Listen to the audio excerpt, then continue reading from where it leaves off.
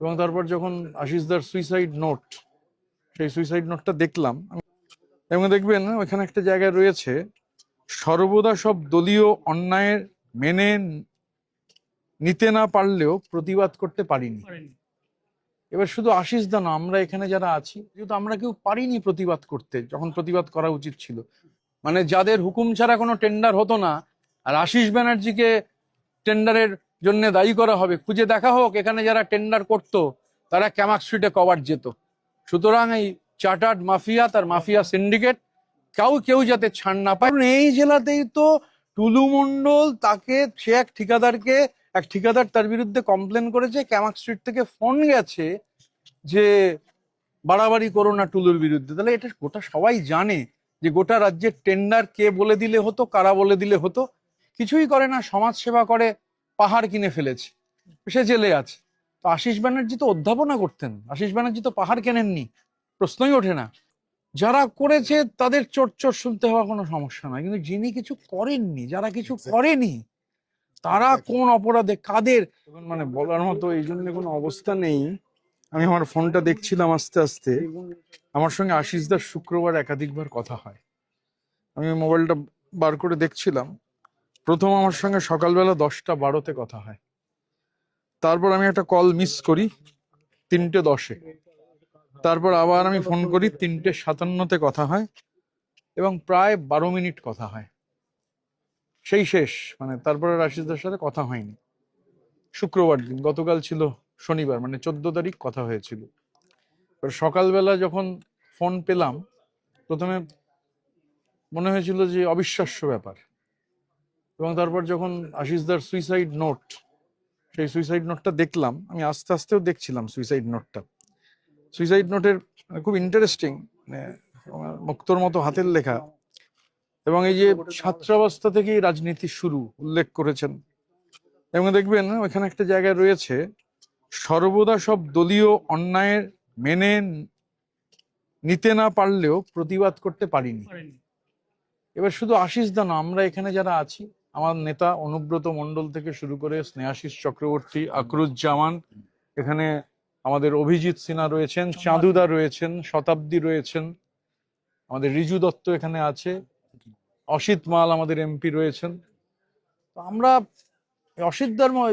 আশিসদার মতোই আমরাও, মানে পরিস্থিতি ছিল না যে, এবং সেটা উনি লিখে গেছেন, মানে উনি সেটা এখানে লিখে গেছেন এটার মধ্যে। এবং তার থেকেও বড় কথা হচ্ছে যে দেখবেন, আমি আমি এই কারণে চিঠিটা আমার কাছে আরো মানে ভীষণ বেদনাদায়ক এবং হার্ট রেন্ডারিং। আশিসদার সঙ্গে গত কয়েক মাসে যতবার দেখা হয়েছে, কখনো নিজের কোনো কথা বলেননি। আশিসদা যেহেতু প্রাক্তন মন্ত্রী ছিলেন, মন্ত্রীরা বছরে 3জন করে অ্যাটেন্ডেন্ট পায়, তারপর তিনি ডেপুটি স্পিকার ছিলেন।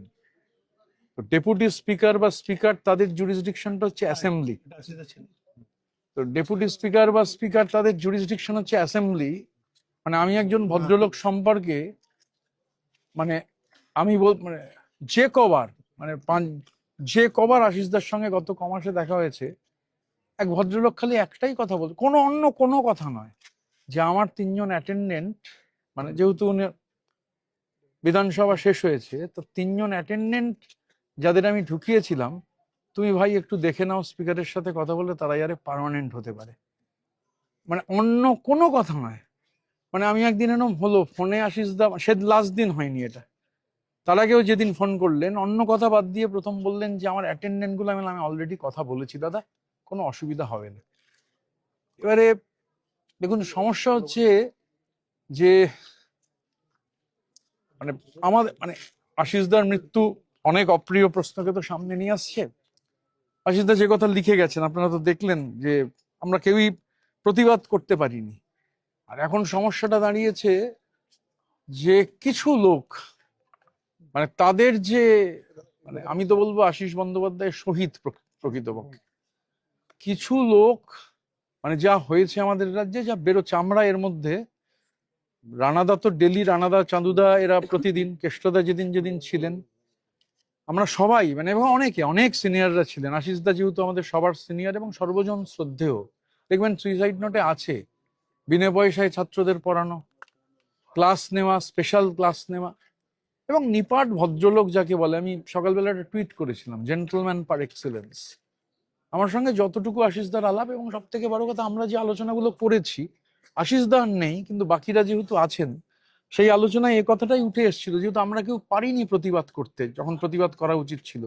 যদি বলেন সেই দায় আমাদের, আমরা পারিনি তো প্রতিবাদ করতে। এবার যখন প্রতিনিয়ত জিনিসপত্র বেরোচ্ছে এবং এখন এটা পরিষ্কার যে যা হয়েছে সেটা একটা অর্গানাইজ লুট অ্যান্ড লিগালাইজ প্লান্ডার। দুর্নীতির কথা তিনি বলেন। অর্গানাইজ লুট আর লিগালাইজ প্লান্ডার। এবার আশিস ব্যানার্জি তো তার সঙ্গে জড়িত নন, তাহলে এই অর্গানাইজ লুট আর লিগালাইজ প্লান্ডার এই জেলাতে একজন, এই যার কথা এখন উঠছে যে টুলু নাকি, তো তার বিরুদ্ধে ঠিকাদার কমপ্লেন করেছে, চার্টার্ড মাফিয়ার সেক্রেটারি তাকে বলছে টুলুর বিরুদ্ধে লাফালাফি করবে না। গোটা রাজ্য জুড়ে বিভিন্ন যে জ্যামিতিক নকশা, কতিপয় লোক হচ্ছে অর্গানাইজ লুট আর লিগালাইজ প্লান্ডার চালিয়েছে, আর তার দায় দিতে হচ্ছে অগণিত। মানে আশিসদার মতো সর্বজন শ্রদ্ধেয় মানুষ এরকম আরো অনেকে আছেন, তো যারা করেছে তাদের চোট শুনতে হওয়া কোনো সমস্যা নয়, কিন্তু যিনি কিছু করেননি, যারা কিছু করেনি, তারা কোন অপরাধে কাদের, মানে ধরুন আশিসদার অ্যাকাউন্ট তো পাবলিক অ্যাকাউন্ট, আশিসদার অ্যাকাউন্টে তো ভোটে হেরে যাওয়ার পর 360 কোটি টাকা ঢোকেনি, 20 দিনে আশিসদার অ্যাকাউন্টে তো 360 কোটি টাকা ডিপোজিট হয়নি। সো কল্ড তৃণমূল কংগ্রেসের যে অ্যাকাউন্টগুলো ফ্রিজ হওয়ার আগে বছরে যে 1300 কোটি টাকার কাছাকাছি সুদ, সেই 1 টাকাও তো আশিস ব্যানার্জি এনজয় করেননি, এখানে কেউ এনজয় করেননি। তাহলে যারা এই অর্গানাইজ লুট আর লিগালাইজ প্লান্ডার করলেন, আমি মাননীয় মুখ্যমন্ত্রীর কাছে আবেদন জানাবো যে এখানে দেখা দরকার, এবং আশিসদার চিঠিতে তো রয়েছে যে ওনার তো কোনো রোল নেই, কিন্তু এই টেন্ডারও কোথা থেকে কোন অফিস থেকে হতো, আর এটা খেয়াল রাখতে হবে, একটা সরকার না চাইলে যেমন দাঙ্গা হয় না, একটা সরকার না চাইলে চুরি দুর্নীতি কিচ্ছু হয় না। কে টেন্ডার পাবে সেটাও কলকাতার একটা অফিস থেকে ঠিক করে দেওয়া হতো। তো স্বাভাবিকভাবে অনেক অপ্রিয় প্রশ্ন। আমি শুনলাম মাননীয় মুখ্যমন্ত্রী বৌদির সাথে কথা বলেছেন, বোধহয় আপনার সাথেও মাননীয় মুখ্যমন্ত্রী কথা বলেছেন। আমি ফর্মালি সোমবারই মাননীয় মুখ্যমন্ত্রীকে চিঠি দেবো, কেননা এটা হতে পারে না যে গুটি, মানে একটা তো মাফিয়া সিন্ডিকেট, সেই মাফিয়া সিন্ডিকেটের মাথায় কাছে কারা আছেন সবাই জানেন। কিছু লোক অ্যারেস্ট হয়েছে, কিছুই করে না, সমাজ সেবা করে, পাহাড় কিনে ফেলেছে, সে জেলে আছে। তো আশিস ব্যানার্জি তো অধ্যাপনা করতেন, আশিস ব্যানার্জি তো পাহাড় কেনেননি, প্রশ্নই ওঠে না। তাহলে এই মাফিয়া সিন্ডিকেটের যারা যুক্ত এবং তাদেরই জেলায় জেলায় যারা প্রতিনিধি, তাদের মানে তাদের চিহ্নিত করে অবিলম্বে দৃষ্টান্তমূলক শাস্তি দিতে হবে। আমার কাছে আশিস বন্দ্যোপাধ্যায়, যে বললাম, যতটুকু মানে গত 3 মাসের আশিসদার সঙ্গে অসংখ্য ইন্টারাকশন, এবং একটা মানুষ কতটা উন্নত হলে কোনোদিন নিজের কোনো কথা নয়, শুধু ওই 3 জন অ্যাটেন্ডেন্টের কনফার্মেশনটা হবে তো, একটা লোকের ভেতরের মানে কতটা নিজের কোনো চাহিদা, মানে প্রতিবার, মানে আমি একবার বললাম আশিসদা এটা কথা হয়ে গেছে, না ভাই তুমি দেখে নাও, এটা যাতে কোনোভাবে না হয়। It's commitment, this is politics, this is commitment. তো আমি এখনো বিশ্বাস হচ্ছে না আর কি, কিন্তু আমরা যেটা চাই, যে আমি আশিসদাকে শহীদ হিসাবেই মনে রাখবো। এই অর্গানাইজ লুট আর লিগালাইজ প্লান্ডারের যে মাফিয়া সিন্ডিকেট, সেই মাফিয়া সিন্ডিকেট যারা চালিয়েছেন, সেই সিন্ডিকেটে রাজনীতিবিদ আছেন, এক শ্রেণীর সাংবাদিক আছেন, আমলা আছেন, পুলিশ আছেন, আর ঠিকাদাররাও রয়েছে। এদের সবাইকে আইডেন্টিফাই করে দৃষ্টান্তমূলক শাস্তি দিতে হবে। আমি মাননীয় মুখ্যমন্ত্রীকে, আমাদের আকরুজ্জামান সাহেব আমাদের অপোজিশনের চিফ হুইপ আমাদের সঙ্গে আছেন, আমরা সোমবারই যৌথভাবে মাননীয় মুখ্যমন্ত্রীকে একটা চিঠি দেবো, আবেদন জানাবো। কেননা মানে সমাজ সেবা করে সে পাহাড় কিনবে, ওই কি পুষ্পা, তার 150 সম্পত্তি পাওয়া যাবে, কারুর অ্যাকাউন্টে 5ই মে থেকে ভোটে হারার পর 24শে মে অবধি 360 কোটি টাকা ডিপোজিটেড হবে। কেউ হচ্ছে পার্টির অ্যাকাউন্ট থেকে চার্টার্ড ফ্লাইট আর হেলিকপ্টার কিনবে, তারপর আবার যে কিনলো তাকে পার্টি থেকে টাকা দেবে, আবার তাকেই আবার ভাড়া দেবে। এই গোটা, এটা আমাদের তো ক্ষমতা নেই এটা খুঁজে বার করবার, এটা সরকার, তার যে এজেন্সি, তার যে কম্পিটেন্ট অথরিটি, তারা পারেন না। আশিসদাকে মানে আশিসদা আমার মানে স্মৃতিতে চিরস্মরণীয় হয়ে থাকবেন, চির অম্লান হয়ে থাকবেন।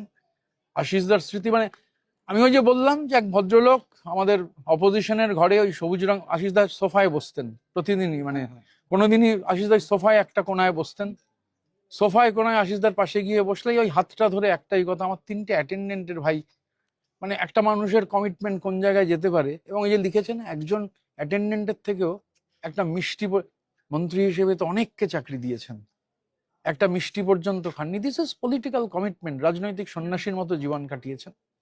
সুতরাং কিছু মৃত্যু পাখির পালকের থেকেও হালকা হয়, আর কিছু মৃত্যু হিমালয়ের থেকেও ভারী হয়। সব মরণ নয় সমান। মানে জীবনও উৎসর্গ করে সবহারা জনতার তরে মরণ যদি হয়, তবে সেই মরণের ভারে হার মানেই পাহাড় হিমালয়। আশিসদার মৃত্যু পাহাড় হিমালয়ের থেকেও ভারী। দোষীদের, যারা এই মাফিয়া সিন্ডিকেটের মাধ্যমে এই আশিস ব্যানার্জির মতো মানুষদের এই আত্মহননের পথ বেছে নিতে বাধ্য করেছেন, আমরা তাদের দৃষ্টান্তমূলক শাস্তি চাই। ওনার ছেলে কলকাতা থেকে এসেছেন, মাননীয় মুখ্যমন্ত্রী কথা বলেছেন। আমরাও, আমি এবং আকরুজ্জামান সাহেব সোমবারই যৌথভাবে মাননীয় মুখ্যমন্ত্রীকে চিঠি দেবো। আমাদের রাজ্যের প্রাক্তন মন্ত্রী, আমাদের পার্টির অন্যতম general secretary all India Snehasish da আছেন, বাকি সবাই কেষ্টদা তো আছেনই, শতাব্দীকে দেখলাম, রানাদা রয়েছেন, চাঁদুদা রয়েছেন, আরো যে অসিত দা আছেন, অসিত মাল, সবাই যে যার মতো করে কথা বলবে। কিন্তু আমরা একটা ফর্মাল, মানে আমরা দৃষ্টান্তমূলক শাস্তি চাই। এটা আত্মহত্যা নয়, এটা একটা ইনস্টিটিউশনাল মার্ডার। এটা একটা ইনস্টিটিউশনাল মার্ডার।